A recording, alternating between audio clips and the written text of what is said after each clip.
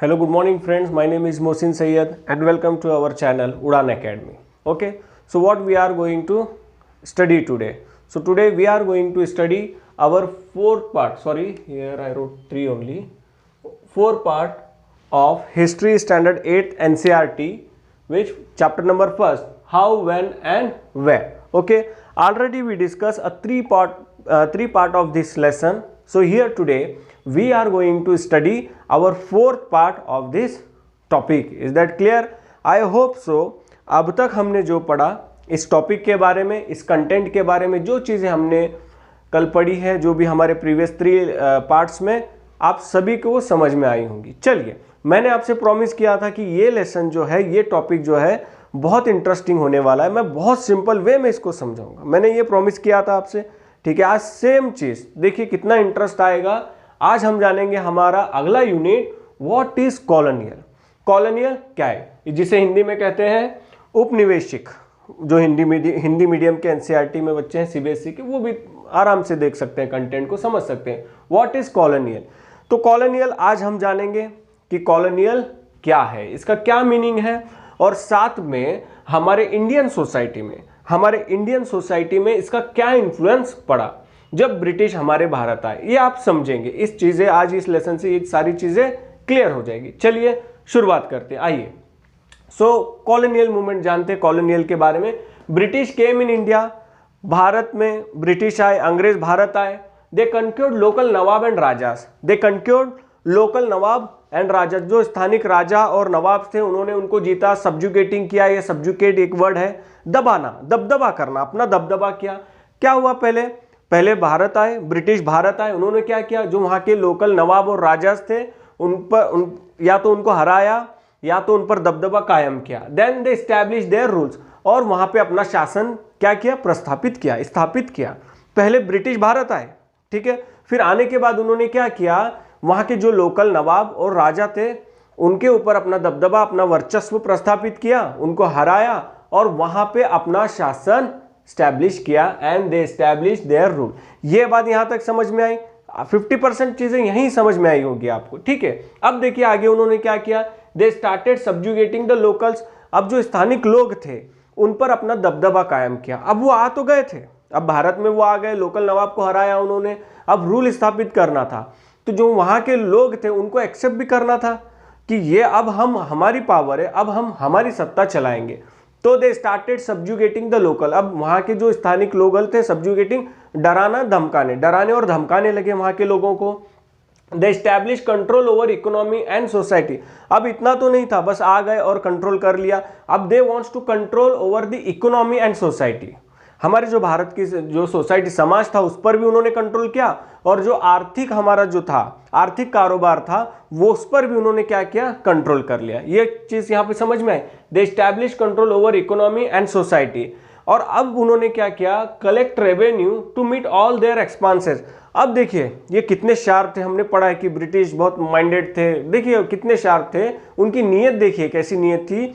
जब वो भारत आए, राजाओं को हराया, वहां पे दबदबा कायम किया, फिर वहां पे अपना शासक प्रस्थापित किया. फिर अगली चीज उन्होंने क्या की, जो हमारे लोकल, हमारे समाज के लोग थे उनको डराया धमकाया और उस पर भी कब्जा किया, और साथ ही इकोनॉमिक्स पर भी कंट्रोल किया. जो हमारे आर्थिक चीजें थी उस पर भी कंट्रोल किया. अब क्या करने लगे, देखिए खुद के खर्चों को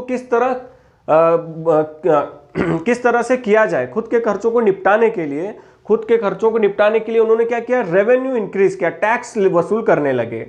ठीक है, कलेक्ट रेवेन्यू टू मीट, उनके खर्चों को निपटाने के लिए भारतीयों से क्या करने लगे, टैक्स वसूल करने लगे. अब उसके बाद उन्होंने bought the goods they wanted to buy the goods. मतलब वो क्या करने लगे, अब जो चीजें उनको चाहिए थी, देखिए इनकी नीति, देखिए इनकी नीयत और पॉलिसी देखिए. जो चीजें उनको चाहिए थी, जो उनके लिए जो चीजें जरूरी थी, उन चीजों को हमारे भारतीय लोगों से वो क्या करने लगे, सस्ते दामों पे खरीदने लगे. लो प्राइस गुड्स को क्या करने लगे, लो प्राइस में वो खरीदने लगे, सस्ते दामों पे चीजों को खरीदने लगे. साथ ही produce crops they needed for export. और क्या करने लगे, क्या किसानों से, हमारे जो भारत के किसान थे उनसे, समाज के लोग जो खेती करते थे उनसे क्या करवाने लगे खेती करवाने लगे। कौन सी खेती? खेती तो पहले से होती, उस चीज की खेती जो उनको चाहिए थी। देखिए इनकी पॉलिसी यही है। पहले वो क्या किया, उन्होंने भारत में आए, फिर से एक बार भारत में आने के बाद वहां के लोकल नवाब और राजा उसको हराया, अपना दबदबा स्थापित किया, प्रस्थापित किया, साथ ही उसके बाद अपना शासन वहां पे लागू किया।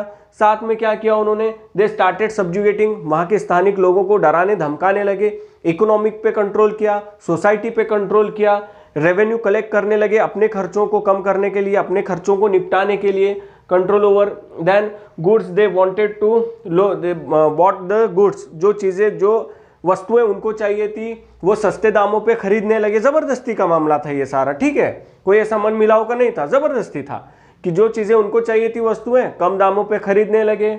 साथ ही क्या करने लगे, जो चीजें उनको चाहिए थी, क्रॉप्स जो उनको चाहिए थे, वही किसानों से क्या करवाने लगे, खेती करवाने लगे।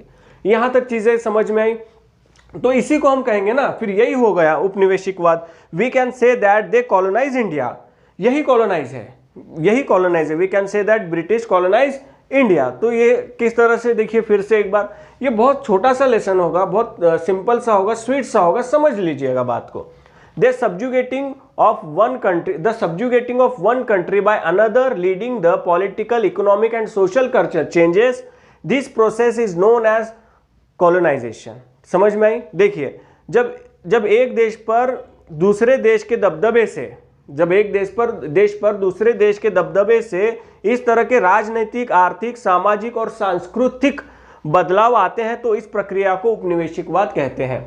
मान लीजिए अब जैसे ब्रिटिश हम पे दबदबा कर रहे थे, उन्होंने अपना कंट्रोल किया, जबरदस्ती सब्जुगेटिंग किया, फिर उन्होंने हमारी सोसाइटी चेंज की, हमारे राजनीतिक और सामाजिक बदलाव किए, हमारे जो सांस्कृतिक, political, social, economic and cultural changes किए ना, इसी को क्या कहेंगे, कॉलोनाइजेशन।